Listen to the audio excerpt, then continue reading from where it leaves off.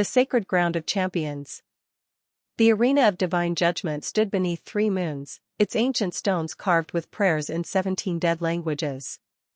For 3,000 years, the Valkyren had held their sacred tournaments here, contests where warriors proved their gods favored them through combat. Blood spilled on these stones was considered holy. Victory was divine blessing made manifest. Lieutenant Maya Torres of the Terran Defense Force stood in the center of that ancient arena, and tried not to think about how many ways this could go wrong. Around her, stadium seating rose in concentric circles, filled with thousands of beings from across the Galactic Covenant. But this wasn't entertainment. This was ceremony. This was religion. And she was about to fight someone who'd been blessed by actual priests in a ritual that supposedly channeled divine power. No pressure. The champion of the Ascended Ones. Across from her, Champion Thalrek knelt in prayer. He was massive, nearly 8 feet of muscle and chitin armor that grew naturally from his body. The Valkyren were descended from hive warriors, engineered millions of years ago by beings they called the Ascended Ones. Their gods weren't abstract concepts. They were real, documented entities that had shaped the species and then disappeared into whatever higher plane gods disappeared to. Thalrek had won 47 sacred duels. He'd never lost. More importantly, he'd never fought an opponent who survived more than 3 minutes. The priests finished their blessing. Thalrek rose, and his carapace glowed with soft blue light, the visible sign of divine favor, or advanced bioelectrics, depending on whether you asked a priest or a scientist. Human, his voice boomed across the arena, translated into a dozen languages simultaneously. You honor us by accepting this challenge. May the Ascended Ones judge us fairly. Maya inclined her head respectfully. She'd studied Valkyren customs for 6 weeks preparing for this. The tournament invitation had been a diplomatic necessity, humanity was new to the Covenant, and declining would have been a serious insult. So here she was, about to fight a religiously empowered alien warrior on sacred ground in front of an audience that included high priests, ambassadors, and probably several deities watching from whatever dimension gods watched from. Just another Tuesday. The ancient texts speak. In the observation chamber, High Priest Valshera watched the proceedings with increasing unease. Something about the human troubled her, though she couldn't articulate why. The Ascended One's texts were clear: those who faced champions blessed with divine power would fall quickly and cleanly. It was mercy, really. The gods didn't allow suffering. Yet the human stood there with quiet confidence that seemed wrong somehow. Valshera's assistant, a younger priest named Keflon, leaned closer. High Priestess, should I retrieve the forbidden texts? Why would we need those? Valshera kept her eyes on the arena below. Because. Keflon hesitated. The human's energy signature. It's strange. Our blessing sensors can't read her properly. All species have different energy signatures. Yes, but hers keeps fluctuating. Almost like she's. He struggled for words. Like she's actively fighting off our scanning equipment. Valshera finally turned to look at him. That's impossible. I know. But I've seen this pattern before. In the forbidden texts. In the sections about those who should not be. The High Priestess felt a chill run through her thorax. The forbidden texts were ancient warnings supposedly written by the Ascended Ones themselves. Most priests considered them apocalyptic mythology, stories about beings that could defy divine will, that could walk through death itself. Fairy tales to scare initiates. But if there was even a chance. Retrieve them, she ordered. Quickly. The first exchange. The ceremonial bell rang, and Thalrek moved. For something so large, he was impossibly fast. His blessed form blurred across the arena, trailing blue light. His first strike came in low and fast, designed to test his opponent's reflexes. Maya sidestepped. Just barely. She felt the displacement of air as his fist passed where her ribs had been a microsecond before. The crowd murmured. Dodging the opening strike was uncommon.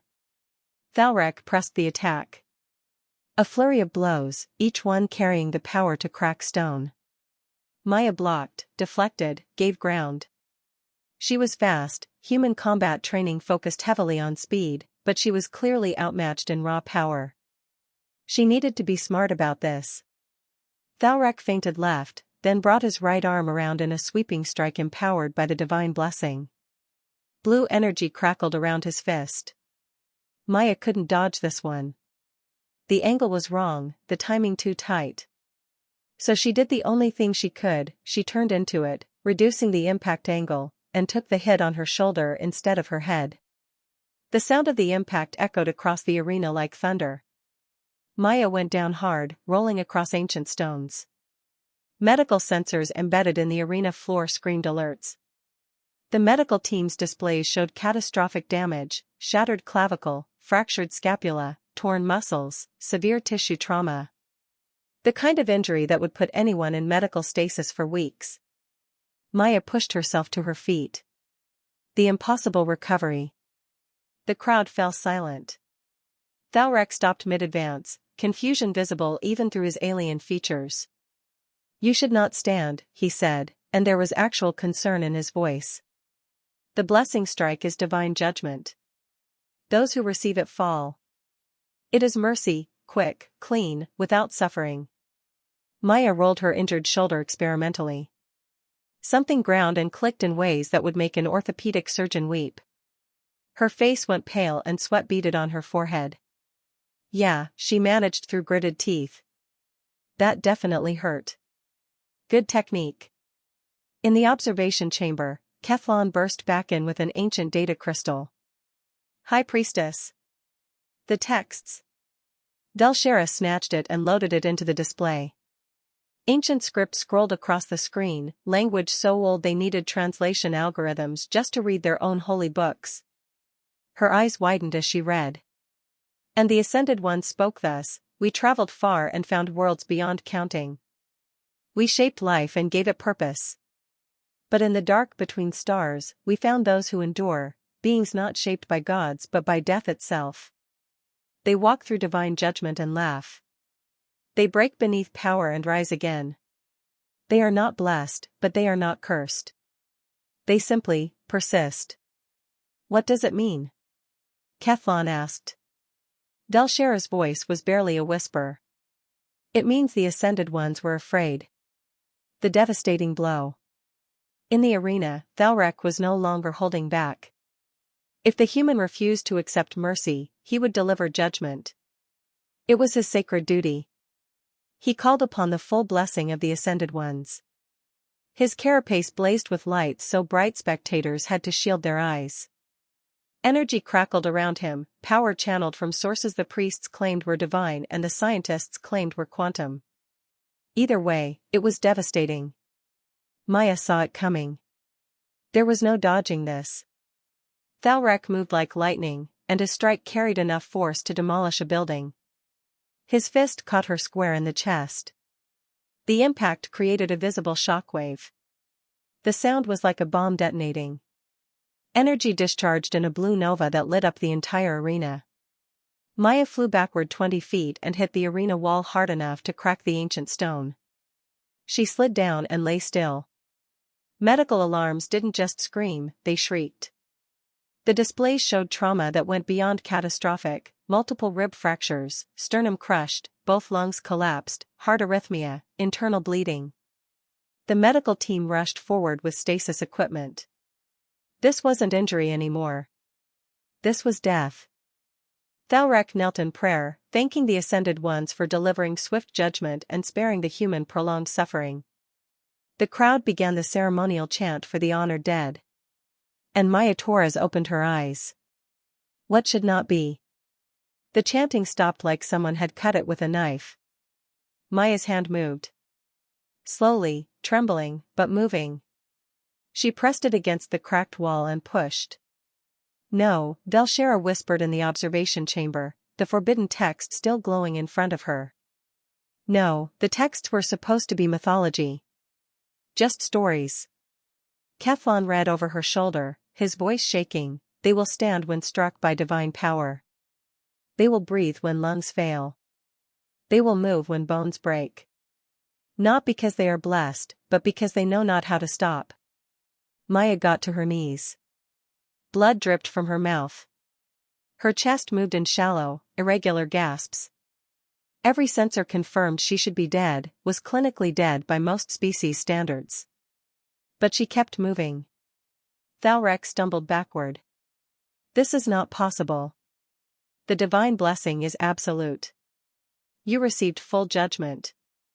You should be dead? Maya interrupted, her voice wet and rough. Yeah. Probably should be. She coughed, and more blood came up. Thing is, I'm not really done yet. She stood. It took her 3 tries, and she was clearly using the wall for support, but she stood. The arena was absolute silence. 10,000 beings held their breath. In the observation chamber, Delshera kept reading the forbidden text, her voice barely audible. The Ascended Ones asked, "What are you?" And those who endure answered, "We are what happens when death becomes normal. When survival requires refusing to die. When evolution itself becomes warfare against extinction." She looked up at the arena where a human stood with impossible injuries. And the Ascended Ones, she whispered, chose to leave rather than fight them. The choice. Maya pushed away from the wall. Every step was agony visible on her face. Her breathing was wrong, shallow, wet, the sound of lungs that weren't working properly. But she moved forward. Thalrek held his ground, but something had changed in his posture. Fear. Actual fear. He'd fought dozens of opponents, seen warriors fall before divine power, but he'd never seen anything like this. "Human," he said carefully. "You have proven your courage. The gods have witnessed. We can end this with honor." Maya shook her head slightly, and even that small movement made her wince. "Can't do that." "Why not?" She smiled, and blood stained her teeth. "Because humans don't know when to quit. It's..." She took a painful breath. "It's kind of our thing." She raised her fists in a fighting stance that was objectively terrible given her injuries but somehow still looked threatening. In the observation chamber, every screen showed the same impossible data: fatal trauma, critical system failures, death imminent. But the human kept standing. Delshera found the last passage in the forbidden text, and so the Ascended Ones departed, leaving this warning: if you encounter those who endure, you have 2 choices: become their ally, or become their memory. There is no third option. They do not conquer through power. They conquer through persistence. They are not the strongest. They are simply the last ones standing when everyone else has fallen. She looked at Kethlon with something like terror in her eyes. The gods didn't tell us about humans because they were afraid we'd make the wrong choice. On the arena floor, Maya took another step forward, leaving a trail of blood on ancient sacred stones. And Thalrek, champion of the Ascended Ones, blessed by divine power, undefeated in 47 sacred duels, made a decision that would change galactic history. He knelt. Not in prayer. In submission. "I yield," he announced, his voice carrying across the silent arena. "The human has proven something greater than divine favor. She has proven that some beings simply refuse to fall." The arena erupted in chaos, shock, disbelief, religious crisis happening in real time. But Maya barely noticed. Her vision was tunneling. The adrenaline was wearing off. Her body was finally recognizing that it should have shut down several minutes ago. She smiled at Thalrek. "Thanks for the match." Then she collapsed. This time, she stayed down. The medical team rushed in with equipment designed for 17 different species but not quite sure what to do with a human who'd survived divine judgment. In the observation chamber, Delshera stared at the forbidden text still glowing on her screen. "What have we welcomed into the covenant?" she whispered. Kethlon had no answer.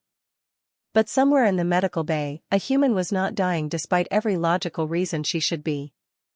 And the universe was beginning to understand what that meant. The Temple of Forgotten Knowledge. 3 hours after the match, the medical team was still arguing about whether Maya Torres qualified as stable or medical impossibility, currently defying death. High Priestess Belshera wasn't in the medical bay. She was deep beneath the temple, in archives that hadn't been opened in 3 centuries. The forbidden texts had led her here, to passages that were specifically locked away by the Ascended Ones themselves before they departed. Keflon followed her through corridors lit by bioluminescent fungi that predated the arena itself. High Priestess, the Council demands answers. The Sacred Tournament. The tournament revealed a truth the Ascended Ones tried to hide, Belshera interrupted. She stopped at a door sealed with genetic locks. And I need to know why gods would hide truth from their own chosen people. She pressed her hand against the scanner. It took a moment. These locks were old, designed for genetic markers from the original priesthood, but eventually, the door opened with a hiss of escaping air. Inside was a chamber that looked more like a bunker than a library. And on the walls, carved in the oldest known language, was a story the gods never wanted anyone to read. The truth the Ascended Ones buried. The text began simply enough. This is the record of the Ascended Ones, written in the cycle 47,823 of our great journey. We have traveled to the edge of the galaxy and beyond. We have shaped 47 species, giving them purpose and design. We have become as gods, and it is good. Belshera kept reading, her voice shaking slightly. Then we found the world of persistent death. A planet where extinction was not event but process. Where survival was not adaptation but war. We thought to study it. We thought ourselves safe. She paused, hands trembling. High Priestess? Keflon prompted. She continued reading. We were wrong. The dominant species was unremarkable in every measurable way. Not strong. Not fast. Not naturally armed. But they had learned to endure. They had evolved on a world so hostile that simply continuing to exist was victory. We watched them hunt prey for days until it collapsed from exhaustion. We watched them survive injuries that would kill any of our shaped species. We watched them adapt to toxins, temperature extremes, atmospheric changes. And then we made our greatest mistake. We revealed ourselves. We thought to uplift them as we had others. To shape them. To give them purpose. Keflon leaned closer. What happened? Belshera's voice dropped to barely a whisper. They said no. No species had ever refused the Ascended Ones. We insisted. We used our power to demonstrate why they should accept. We struck their leaders with divine force enough to destroy any being we had shaped. The leaders stood back up. We tried to contain them. They broke containment. We tried to isolate their world. They found a way to leave it. We tried everything in our power to control them. They simply outlasted us. The chamber fell silent except for the hum of ancient environmental systems. The war that wasn't. There's more, Belshera said, scrolling through the carved text. Listen to this. It was not war. War implies conflict between comparable forces. This was something else. They did not fight us directly. They simply refused to stop. We destroyed their cities. They rebuilt. We poisoned their crops. They adapted. We created diseases. They developed immunity. For every action we took, they found an answer. Not through divine power. Not through superior technology. Through sheer, mindless persistence. The Council of Ascended Ones debated for a full cycle. Some wanted to continue. Some wanted to destroy the planet entirely. But the eldest ones recognized the truth: these beings were not shaped by gods. They were shaped by death itself. And death had made them far more resilient than any blessing we could provide. Keflon's voice was small. What did they do? They left, Belshera said, reading the final passages. Listen. We have decided to withdraw from this sector entirely. We have sealed all records of this world, the one its inhabitants call Earth. We have forbidden any of our shaped species from seeking it out. Not because these humans are dangerous in the traditional sense, but because they represent something we cannot control, the refusal to accept that control is inevitable. Let this be our final warning: if any species encounters these persistent ones, remember, you cannot defeat an enemy who does not recognize defeat. You cannot kill what has learned to survive death itself. We are gods, and we are leaving. Because even gods must acknowledge when they have met their match. The medical miracle. In the medical bay, chief physician Rintok of the Helveth, a species known for their advanced biological sciences, stood over Maya's bed and experienced what his people called existential medical crisis. Her ribs are knitting, he announced to the assembled medical staff. Without surgical intervention. Without cellular regeneration therapy. They're just healing. That's impossible, his assistant said.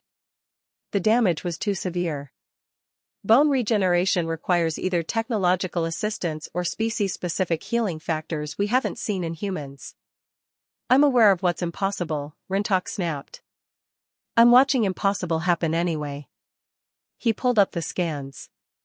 Maya's injuries from 3 hours ago were visible, catastrophic trauma that should have required months of recovery. The new scans showed significant improvement. Her body is prioritizing repairs, one of the nurses observed. Blood flow increased to damaged areas. Immune response elevated but controlled. It's like her entire system is optimized for rapid trauma recovery. Because it is, said a new voice. Everyone turned. Delshera stood in the doorway, ancient data crystal in hand. May I? She asked, approaching the medical displays. Rintok gestured permission. Medical science and religious authority didn't usually overlap, but today was apparently a day for impossibilities. Delshera loaded the forbidden text onto the medical systems. Read this section. The Ascended Ones documented human biology when they encountered them. The medical staff crowded around, reading the ancient observations. Human cellular structure includes redundant repair mechanisms. Their immune systems are aggressive to the point of self-harm but remarkably effective. Their pain tolerance is not absence of pain but ability to function despite it. Their skeletal density is excessive for their gravity. Their muscle fiber includes higher percentages of slow-twitch endurance tissue. Everything about them suggests evolution in constant crisis. This reads like a xenobiology horror story, Rintok muttered. It gets worse, Delshera said, scrolling down. The Ascended Ones ran a simulation. They wanted to know what kind of environment would produce these adaptations. The simulation results appeared on screen. The medical staff fell silent. Volcanic activity, extreme. Seismic instability, severe. Atmospheric oxygen, dangerously high. Predator diversity, excessive. Disease vectors, overwhelming. Rintok read the parameters in disbelief. This isn't a planet. This is a death sentence with seasons. It's Earth, Delshera said quietly. And humans evolved there. Not just survived, thrived. When the patient wakes. Maya opened her eyes to find a dozen alien faces staring at her with expressions ranging from fascination to horror. She managed, her voice hoarse. Hi. How do you feel? Rintok asked, scanner already running over her. Like I got hit by a truck blessed by God. Which, fair. She tried to sit up, and several medical staff rushed forward to stop her. Whoa, easy. I'm fine. You're not fine, Rintok said firmly. You have 3 ribs still healing, significant soft tissue damage, and I feel way better than I did 3 hours ago. Maya carefully shifted to sitting position despite protests. Look, I appreciate the concern, but I've had worse. You've had worse? Delshera's voice carried something between disbelief and terror. I mean, there was this training exercise in the Amazon basin. Fell 15 feet, broke my arm, dislocated my shoulder, and had to hike 6 miles to extraction. That was a rough day. Maya stretched carefully. This is bad, don't get me wrong. But it's not 6 miles through jungle bad. The medical staff exchanged glances. Your species considers this normal?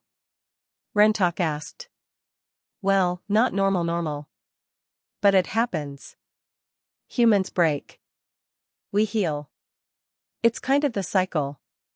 She noticed their expressions. Why are you all looking at me like that? Delshera stepped forward. Because your existence contradicts everything we thought we knew about biology, theology, and the nature of divine power. That's dramatic. The Ascended Ones, our gods, encountered your species millennia ago. They tried to control humans. To shape them as they shaped us. Delshera's voice was steady but her hands trembled slightly. Your ancestors refused. And when divine power was brought against them, they simply endured. Until even gods chose to leave rather than continue the conflict. Maya processed this. So, your gods met humans and basically said nope and left? Yes. That's actually pretty funny. It's terrifying. Kethlon burst out. You survived divine judgment. You're healing from injuries that should require months of treatment. You speak of worse experiences as though they're minor inconveniences. What are you? Maya was quiet for a moment. Then she smiled, and something in that smile made the assembled aliens step back involuntarily. We're what happens when a planet spends millions of years trying to kill everything on it, and a few species get really good at not dying. We're persistence incarnate. We're the thing that keeps going when everything logical says to stop. She met Delshera's eyes. We're not blessed by gods. We're just too stubborn to quit. The rewrite begins. Over the next week, as Maya recovered with speed that continued to alarm the medical staff, religious scholars across the Velcaran civilization began the uncomfortable work of rewriting their understanding of creation. The forbidden texts were unsealed. Copies spread through academic circles. The truth about the Ascended One's encounter with humanity became public knowledge. Religious debates raged. Some argued the Ascended Ones had been wrong to retreat. Others claimed that recognizing a force beyond divine control was itself divine wisdom. A third faction suggested that perhaps humans were a test from the gods, a reminder that even the divine had limits. Delshera watched the theological chaos from her temple office, where Maya had been invited for tea. The human still moved carefully, but she was walking, talking, and casually defying medical predictions about her recovery timeline. Your people are having a crisis because of me, Maya observed, sipping tea that was probably way too hot for human consumption but she didn't seem to notice. Your people have that effect on established worldviews, apparently. Delshera poured her own tea. The Ascended Ones built our entire civilization on the concept that divine power is absolute. You proved it isn't. I didn't prove anything. I just didn't die. That's not divine or anti-divine. It's just biology. Biology that you're gods. We don't have gods, Maya interrupted gently. Not like yours anyway. We have religions, sure, but we don't have beings that provably shaped us and then left. We have evolution. Natural selection. Survival of whoever was too stubborn to die. Delshera set down her cup. That's what terrifies us. You weren't designed for a purpose. You weren't given divine favor. You're just the result of random chance and hostile environment. Pretty much. Which means any species on any death world could become like you. Maya considered this. I mean, theoretically? But it would take millions of years of constant crisis. Most species would probably go extinct first. We almost did, several times. There were periods where human population dropped to just a few thousand individuals. We've been on the edge of extinction more times than we can count. But you came back from the edge. We came back from the edge. Because the ones who didn't know when to quit were the ones who had kids. And their kids inherited the stubbornness. And eventually you end up with a whole species of people who just refuse to die no matter how logical death becomes.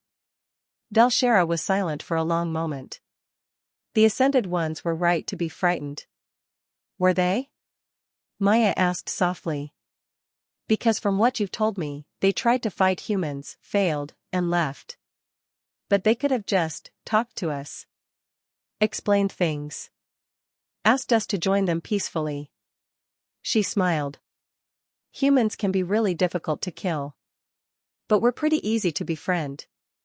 We're loyal, we're protective of our allies, and we're really good at helping people survive impossible situations. Because that's what we do. You think the Ascended Ones made a mistake. I think they met something they couldn't control and assumed that made us enemies. But control and alliance aren't the same thing. You don't need to control humans. You just need to point us at a problem and get out of the way. Velshera laughed, a sound that surprised them both. The council wants to establish formal religious dialogue with Earth. That should be interesting. We have like 50 major religions and thousands of minor ones. Yes, but you all agree on one thing, don't you? That humans persist. That you endure. That you refuse to accept defeat. Maya raised her teacup. I'll drink to that. They sat in comfortable silence for a moment. Outside, the 3 moons of Velcarin Prime rose over the ancient arena where something impossible had happened. Where a human had survived divine judgment simply by refusing to acknowledge that she should be dead. And the galaxy was still processing what that meant. The choice made. A month later, the Velcarin Covenant formally voted to establish alliance with humanity. Not because they understood humans. But because they'd finally understood what the Ascended Ones had failed to grasp. You don't fight the species that outlasted gods.